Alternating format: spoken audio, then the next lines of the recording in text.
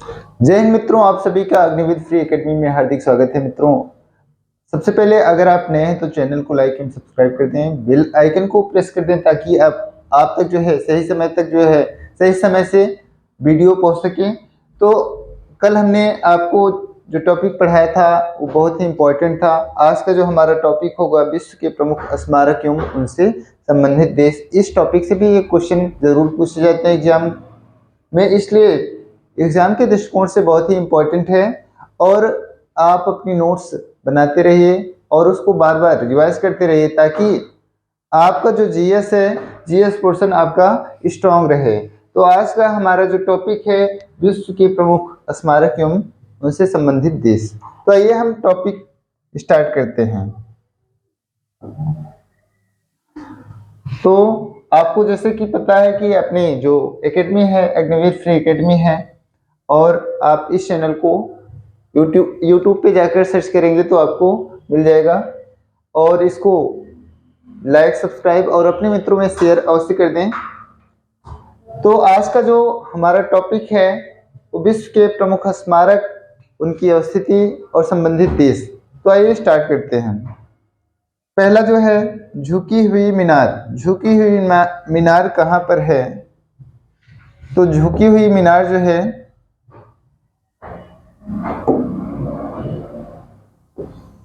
झुकी हुई मीनार किस देश में है? तो आपको बताना है पीसा। पीसा स्थान पर है झुकी हुई मीनार। और ये पीसा कहाँ पर है? तो आपको बताना है इटली में है। पीसा कहाँ है? इटली में है। इटली की कैपिटल क्या है? रोम है। पहला क्वेश्चन, इटली की जो कैपिटल है क्या है? रोम है। ये जो रोम शहर है किस नदी के किनारे बसा हुआ है? रोम शहर जो है टाइबर नदी के किनारे बसा हुआ है। इटली जो है अंगूर की खेती के लिए फेमस है और इसे यूरोप का भारत कहा जाता है। यूरोप का भारत किसको कहा जाता है? यूरोप का भारत। यूरोप का भारत जो है किसको कहा जाता है? इटली को कहा जाता है।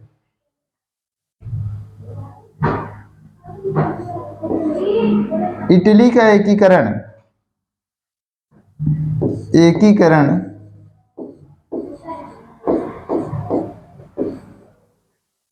1871 में पूर्ण हुआ था। आगे देखते हैं क्रेमलिन। क्रेमलिन जो स्मारक है वो आपका कहाँ पर है? आपको बताना है मॉस्को में है। कहाँ पर है? मॉस्को। मॉस्को जो है रूस की क्या है? कैपिटल है। रूस की कैपिटल है और यह जो देश है यूरोप और एशिया दोनों में अवस्थित है। Europe plus Asia. यह विश्व का क्षेत्रफल में सबसे बड़ा देश है। विश्व का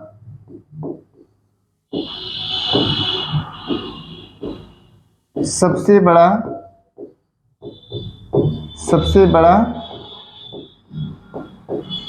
देश किसमें आपको बताना है?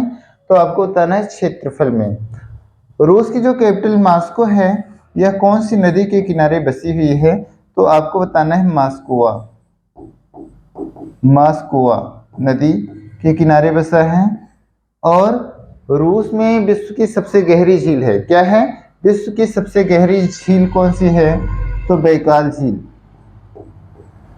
विश्व की सबसे गहरी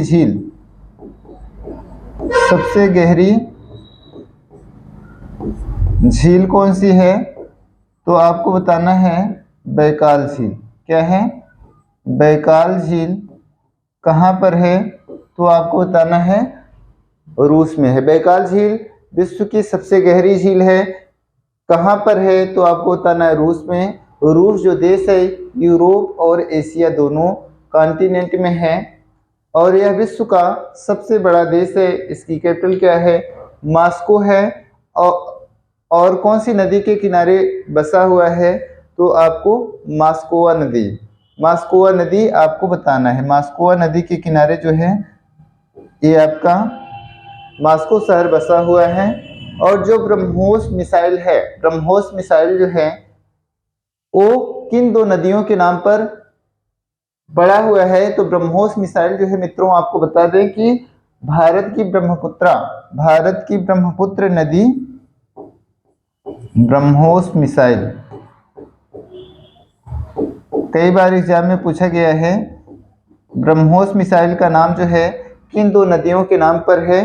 तो भारत की ब्रह्मपुत्र, भारत की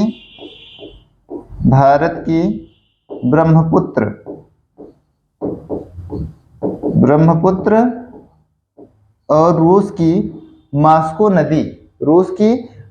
नदी को मिलाकर के, मास्कोवा नदी को मिलाकर के जो है इस मिसाइल का नाम है। यह जो मिसाइल है भारत और रूस के संयुक्त प्रयास से बनी हुई है। आगे हम देखते हैं।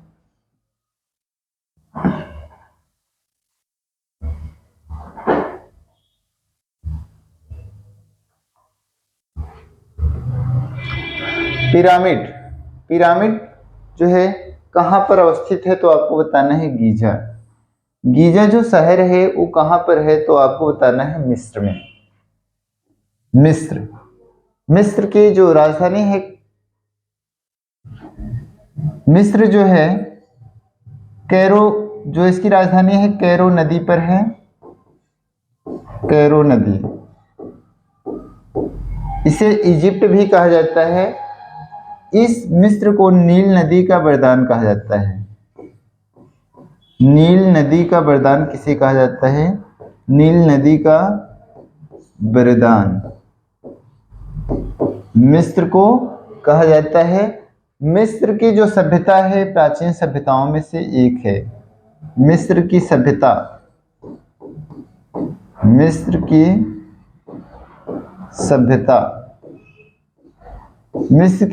मिस्र की जो सभ्यता है वो प्राचीन सभ्यताओं में से एक है। मिस्र की सभ्यता हो गई और मिस्र नील नदी का वरदान कहा जाता है। ये सब आपसे एग्जाम में पूछे जाते हैं, इसलिए इसको आप अवश्य याद कर लीजिएगा। अगर पूछा जाए पिरामिड किस देश में है तो आपको मिस्र बताना है, और स्थान अगर पूछा जाए तो आपको बताना है गीजा। कौन सा स्थान पे है? तो आपको गीजा। ताजमहल तो विश्व के 7 आश्चर्यों में से एक है। तो आपको विश्व के 7 आश्चर्यों में शामिल है, 7 आश्चर्यों में शामिल है। ठीक है, विश्व में कितने आश्चर्य हैं, अजूबे हैं? तो आपको बताना है 7। और ताजमहल कहाँ है? तो अपने भारत में है। और किस शहर में है? तो आपको बताना है आगरा में है। ठीक है, ताजमहल का जो निर्माण हुआ है 1631 में हुआ है। किसने बनवाया था? तो आपको पता है शाहजहां ने अपनी बेगम मुमताज की याद में बनवाया है। मुमताज ने जिंदा रहते हुए शाहजहां से कहा था कि आप एक ऐसा महल बनवाइए जिसके समान कोई दूसरा महल ना हो। तो उनके न रहने पर उनके कब्र पर जो है यह जो ताजमहल है बनवाया गया है, आगरा में है। और जो आगरा है पेठा के लिए फेमस है। पेठा नगरी भी इसे कहा जाता है, पेठा नगरी। पेठा नगरी के नाम से किसको जाना जाता है? तो आपको बताना है आगरा को। और यहाँ चमड़ा उद्योग भी है, चमड़ा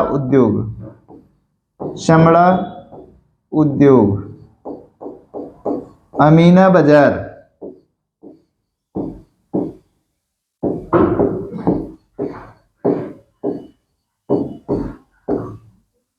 ताजमहल में ताजमहल तो सफेद संगमरमर से बना हुआ है, सफेद संगमरमर से बना हुआ है, सफेद संगमरमर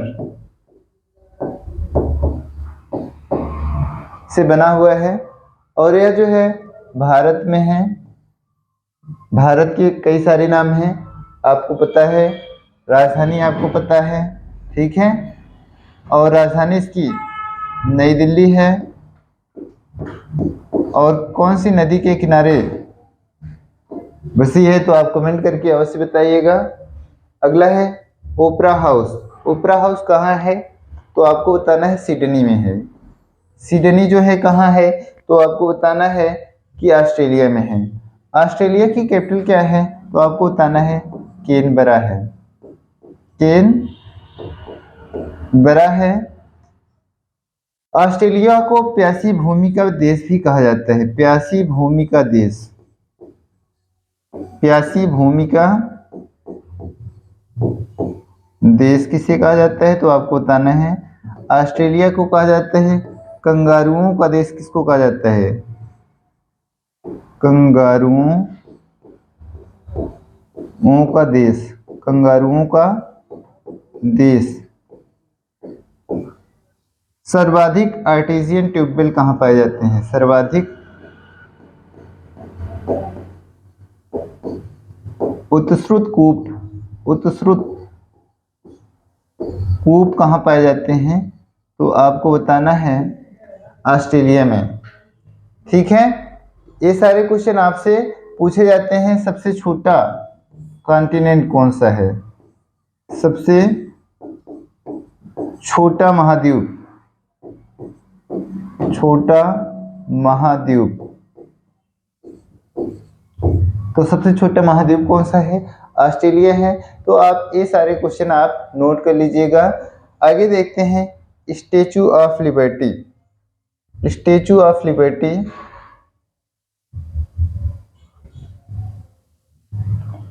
स्टैचू ऑफ लिबर्टी जो है यह कहाँ पर है, तो यह अमेरिका में है। अमेरिका के न्यूयॉर्क में है, न्यूयॉर्क शहर में है। और स्टैचू ऑफ लिबर्टी जो है, स्टैचू ऑफ यूनिटी जब नहीं थी तो सबसे ऊंची विश्व की मूर्ति हुआ करती थी। इस समय विश्व की सबसे ऊंची जो मूर्ति है वो आपकी कौन सी है, statue of unity. Statue of statute of statute of unity, यह विश्व की सबसे ऊंची क्या है, मूर्ति है। 182 मीटर की है और यह अपने भारत के गुजरात में है। गुजरात में है, गुजरात के साधु बेट द्वीप पर है। इसका निर्माण किसने किया था, तो राम सुतार ने। कई बार एग्जाम में पूछा है किसने इसका डिजाइन, तो राम सुतार। ठीक है, ये सब आप तो याद कर लीजिएगा। स्टैचू ऑफ लिबर्टी कहाँ है, न्यूयॉर्क में है। और न्यूयॉर्क में ही क्या है, तो आपको बताना है यूएनओ का मुख्यालय है। यूएनओ की स्थापना जो है 24 अक्टूबर 1945 को हुई थी। और यूएनओ का मुख्यालय कहाँ है, हेडक्वार्टर है, तो आपको बताना है न्यूयॉर्क में।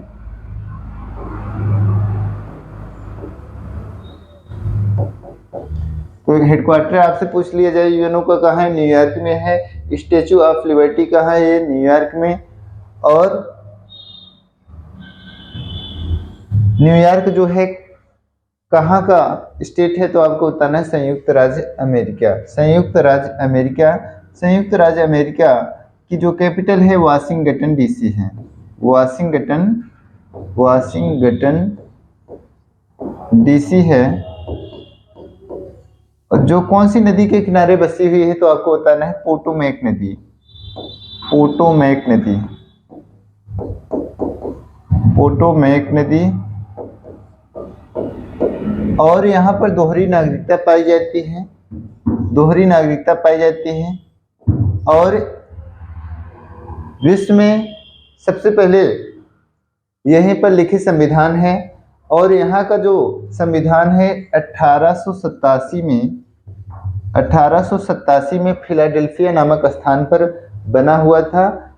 और यहाँ पर 50 राज्य हैं। कितने राज्य हैं, 50 राज्य हैं अमेरिका में। ये सारे आप नोट कर लीजिएगा। यहाँ के जो पहले राष्ट्रपति थे जॉर्ज वाशिंगटन थे, तो इसी के नाम पर इनकी कैपिटल भी है, आप इसको भी याद कर लीजिएगा। अगला है पार्थेनॉन। पार्थेनॉन जो स्मारक है वो कहाँ पर है? एथेंस में है। एथेंस में है, और एथेंस जो है यूनान की क्या है? कैपिटल है। ठीक है, यूनान एक देश है जो प्राचीन जो है इसे लोकतंत्र की जननी के नाम से भी जाना जाता है। लोकतंत्र की जननी। कई सारे ऐसे महापुरुष इस यूनान से जन्म लिए हैं। तो लोकतंत्र की जननी किस देश को कहा जाता है? यूनान को। कैपिटल क्या है? एथेंस है।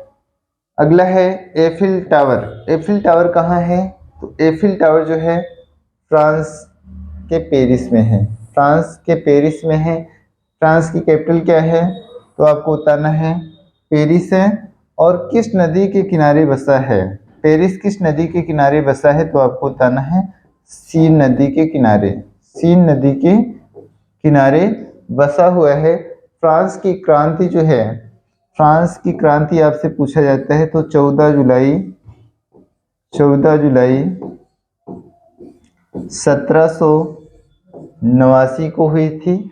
1789 को बास्तिल की घटना से शुरू होती है फ्रांस की क्रांति। किसके शासनकाल में फ्रांस की क्रांति हुई थी? तो लुई 16वें के शासनकाल में हुई थी। लुई 16वें के शासनकाल में क्या हुई थी? फ्रांस की क्रांति हुई थी। नेपोलियन यहीं से संबंधित थे। नेपोलियन बोनापार्ट, नेपोलियन कोड 1804 में बनी थी। नेपोलियन कोड, ये सारे तो आप यहाँ से याद कर लीजिएगा। ठीक है, तो फ्रांस की जो कैपिटल है पेरिस है। किस नदी के किनारे? तो सीन नदी है, इसको याद कर लीजिएगा। आगे देखते हैं।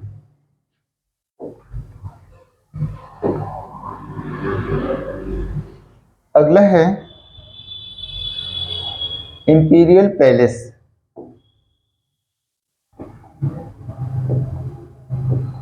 इंपीरियल पैलेस, इंपीरियल जो पैलेस है कहाँ पर है? टोक्यो में है। टोक्यो में है। और टोक्यो जो है किसकी कैपिटल है? तो आपको बताना है जापान की क्या है? कैपिटल है। जापान में सर्वाधिक भूकंप आते हैं। सर्वाधिक भूकंप किस देश में आते हैं? तो आपको बताना है जापान में। विश्व में सर्वाधिक भूकंप, विश्व में सर्वाधिक भूकंप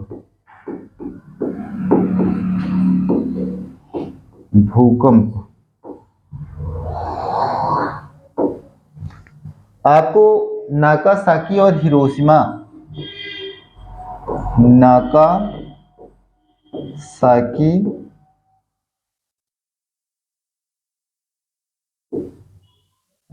नागासाकी और हिरोशिमा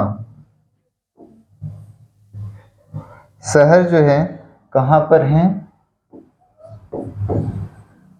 तो आपको बताना है जापान में है। और हिरोशिमा कहाँ है? तो हिरोशिमा जो शहर है वो भी कहाँ है? आपको बताना है जापान में है।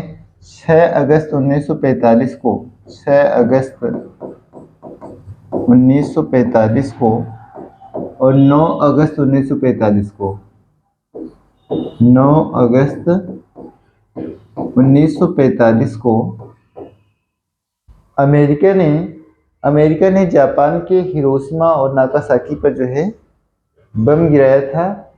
तो आपको इसको याद कर लेना है। 6 अगस्त और 9 अगस्त को अमेरिका ने यहाँ पर लिटिल बॉय और फैंटम नामक जो है बम बरसाए थे। और इसका जो है प्रभाव आज भी जो है जापान में दिखाई देता है। यहाँ के जो बच्चे होते हैं वो क्या होते हैं? विकलांग पैदा होते हैं। यहाँ का जो ओसाका शहर है, ओसाका जो शहर है वो क्या है, सूती वस्त्रों के लिए प्रसिद्ध है। सूती वस्त्रों के लिए प्रसिद्ध है। सूती वस्त्रों के लिए जो है, वस्त्रों के लिए, वस्त्रों के लिए प्रसिद्ध है। ठीक है, ये सारे आपको याद कर लेना है। अगला है ग्रेट वॉल। ग्रेट वॉल जो है आपको बताना है कहाँ पर है, तो उत्तरी चीन में है। और जो है चीन की जो कैपिटल है क्या है, बीजिंग है। क्या है, बीजिंग है। बीजिंग है। यहाँ पर एक पार्टी की सरकार होती है। यहाँ पर एक पार्टी वाला देश है, एक पार्टी की सरकार होती है। एक पार्टी की सरकार होती है। एक पार्टी की सरकार किस देश में होती है, तो आपको बताना है चीन में होती है। ठीक है, और आगे देखते हैं पौनचक्की। पौनचक्कियों पर, पौनचक्की कहाँ है, तो आपको किंडर डिस्क, किंडर डिस्क, और जो है 21 देश में है, तो डेनमार्क, डेनमार्क में है। इसको आप अवश्य याद कर लीजिएगा। आगे अब आइए हम देखते हैं कि कुछ अंतर्राष्ट्रीय सीमाएं, अंतर्राष्ट्रीय सीमाएं कौन कौन सी हैं। तो मैकमोहन रेखा, मैकमोहन रेखा एग्जाम में पूछा जाता है कि किन के बीच है, तो आपको बताना है मैकमोहन जो रेखा है वो किन के बीच है, तो भारत एवं चीन की जो सीमा है उसका नाम क्या है, मैकमोहन रेखा है। हमने आपको भारत और चीन की जो सीमाएं हैं उनकी कितनी दूरियां हैं इसको हमने पहले ही आपको बता दिया है कि भारत एवं चीन के बीच कौन सी रेखा है, अंतर्राष्ट्रीय सीमा रेखा है, तो आपको बताना है तो भारत एवं चीन के बीच जो है मैकमोहन रेखा है। अगला है रेडक्लिफ रेखा। रेडक्लिफ, रेडक्लिफ रेखा जो है, रेडक्लिफ रेखा आपको बताना है भारत एवं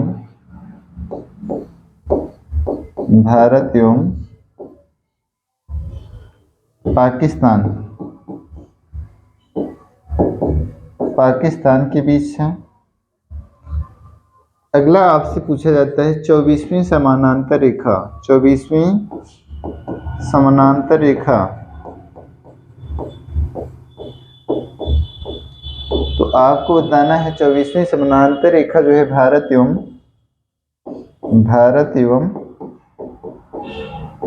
पाकिस्तान के बीच जो है गुजरात क्षेत्र में है। पाकिस्तान इसको मानता है लेकिन भारत इसको मानता नहीं है। अगला 49वीं समानांतर रेखा, 49वीं समानांतर रेखा, समानांतर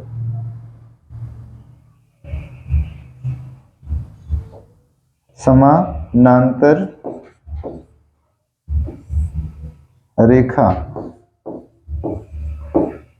तो ये आपको बताना है सबसे लंबी सीधी रेखा है जो अमेरिका एवं कनाडा के बीच है। अमेरिका एवं कनाडा। एक चीज यहीं पर और ध्यान दे लीजिएगा, सर्वाधिक जो रेखाओं से घिरा हुआ देश है वो कौन सा है, तो आपको बताना है सर्वाधिक देशों से घिरा हुआ देश कौन सा है, तो आपको बताना है चीन है। चीन के साथ जो है कितने देश की सीमा है, तो आपको बताना है 13 देशों के साथ चीन की जो है सीमा है। ठीक है, अगला आपसे डूरंड रेखा,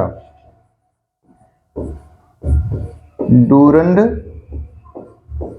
रेखा, डूरंड रेखा जो है आपको बताना है पाकिस्तान एवं अफगानिस्तान,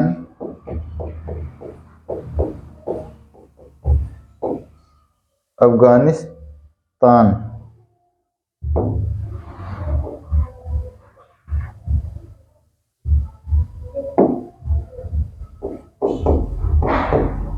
एवं भारत से जुड़ी हुई है, भारत से जुड़ी हुई है।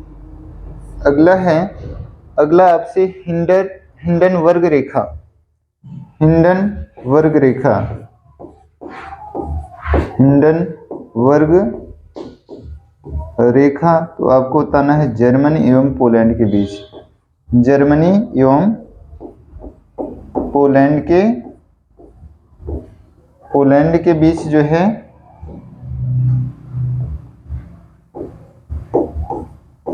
पोलैंड के बीच क्या है, हिंडनबर्ग रेखा है। ठीक है, आगे देखते हैं।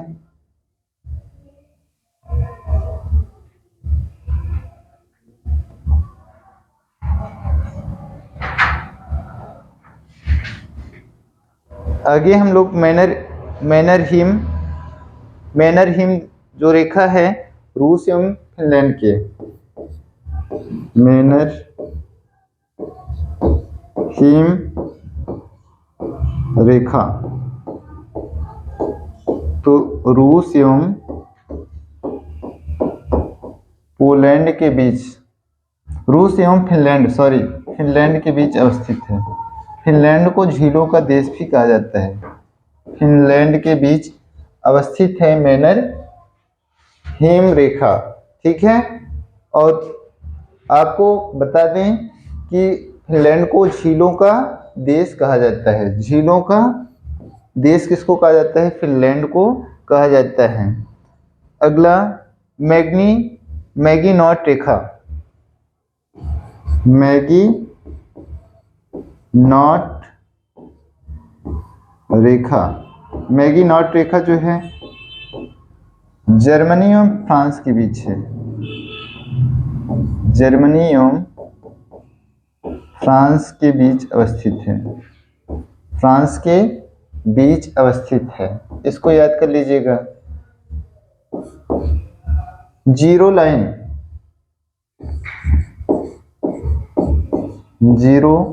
लाइन रेखा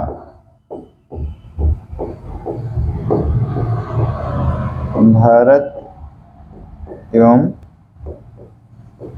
बांग्लादेश, इसको याद कर लीजिएगा, बांग्लादेश के बीच है।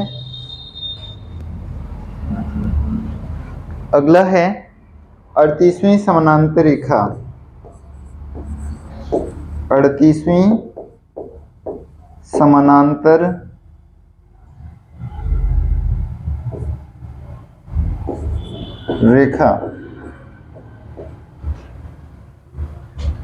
रेखा जो है उत्तरी कोरिया एवं दक्षिणी कोरिया के बीच है, उत्तरी कोरिया एवं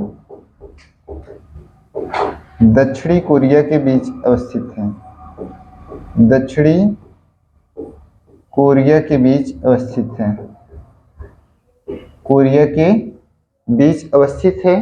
तो ये सारी आपको हमने विश्व में जो अंतरराष्ट्रीय रेखाएं हैं उनके बारे में आपको बता दिया।